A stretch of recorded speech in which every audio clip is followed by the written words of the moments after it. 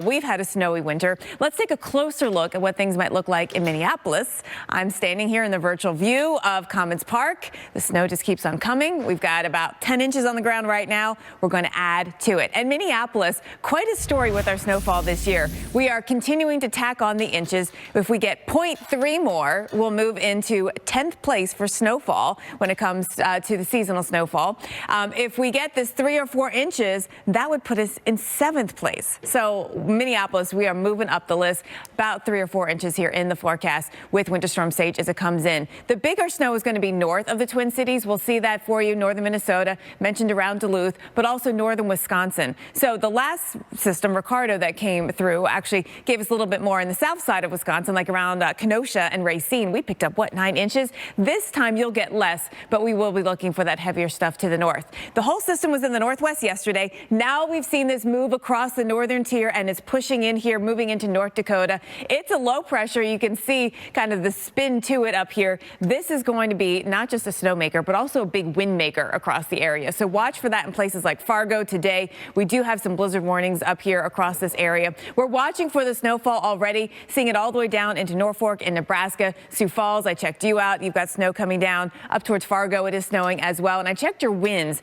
We were gusting to about 36 miles per hour, which isn't quite blizzard criteria because the visibility was still at a half mile. And you have to have that happen for 3 hours in a row. 35-mile-per-hour winds, quarter-mile visibility or less for 3 hours in a row. But we will see. We've got that potential today. The winds are going to continue to ramp up. That's why the blizzard warnings are up. Even if the snow isn't falling in parts of North Dakota, you can still get to blizzard because the snow can get picked up and blown around and reduce that visibility. Now, we're going to be watching the snow falling along with the wind moving from Fargo into Duluth. Some of that heavy snow moving into Wisconsin as we get into this evening. That's 7 o'clock, crossing over here through even northern Illinois, Chicago. Not a huge snow event for you. Maybe an inch or so is possible. But again, coming in as you get through your Saturday evening, so plan ahead. Then as we look into your Sunday, still snow showers flying around as this upper level disturbance kind of hangs out across this area. Then finally moving out as we get you into Monday. So how much in Des Moines? We've got a couple of inches east side of town, maybe 4 or 5 north and west side of town. So get ready to do some shoveling. Greg, now northeast, this is headed there. Yeah. Well, guess what? The time change also ushers in a new season, the spring equinox, and that's just days away. And some say the bright side of moving an hour ahead as we enjoy more daytime or more daylight hours here, seeing more sunshine, maybe using less energy. But some sleep experts say daylight saving time is ultimately bad for your health. And joining us this morning is Dr. Jennifer Martin of the American Academy of Sleep Medicine. Jennifer, thank you so much for joining us. So we move the clocks ahead at 2 a.m. tonight. We lose an hour of sleep, but at the same time, it's only an hour. So is this a big deal? Does it affect our natural circadian rhythms? It absolutely does affect our natural circadian rhythms, and I have to. That's a tough enough proposition anyway, but especially exactly. in the dark. Yeah, and you make a really good point. It's not changing like the total number of hours of darkness and daylight. It's just shifting the clock to account for that. That's a really good point. You know, why? So sticking to year-round standard time, that is best for our health. That's correct. And the reason for that is exactly. And, you know, I guess we technically get to make it up in the fall, but does that really make a difference? I mean, and how long does it take our bodies to recover from this time change twice a year?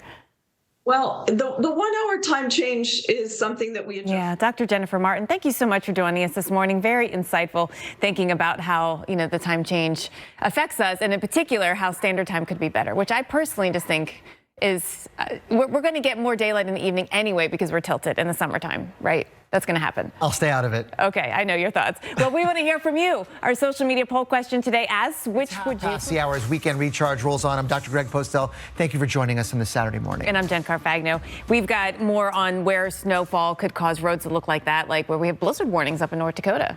Yeah, it's a big deal. I mean, there is winter weather. It's mid-March, and we're getting more winter now in many parts of the country than we've seen. That happened in Rochester. 6 inches, their biggest snowstorm of the season. Yeah. This looks like moving moving postcard to here in the Northeast. Here, we definitely have our history with them. Now, as the system crosses the country, we talked about that snow beginning in the Midwest. The southern side of that is going to be looking at thunderstorms. So we're taking a live look at Little Rock, Arkansas right now, sitting at 49 degrees, a little cloudy to start your Saturday. It is expected to be a stormy day, though, with likely showers and thunderstorms. And some of the storms could be severe.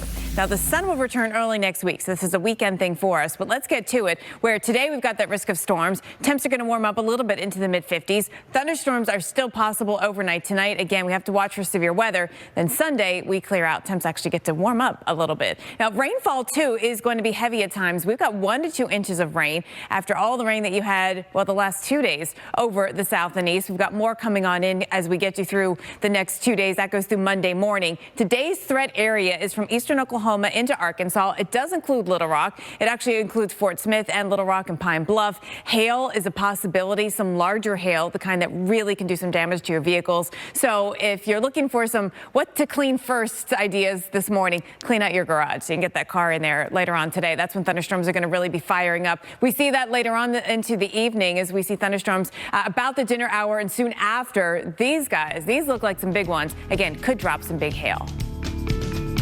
Stink bugs. We'll be asking about that. Yeah. Good morning, everyone, and welcome into Weekend Recharge. I'm Jen Carfagno. And I'm Dr. Greg Postel. Thank you for joining us on this Saturday morning. Stink bugs, I can't smell them. And Bradford pears, which really smell really bad, I can't smell those either. I'm lucky. You are somewhat lucky, yes. The Bradford pears, that's another story, too. Yeah. So they are getting banned in a lot of states. None of these are really part of our big stories today. We've got a lot to talk about with the weather from coast to coast and really just insane images coming out of California.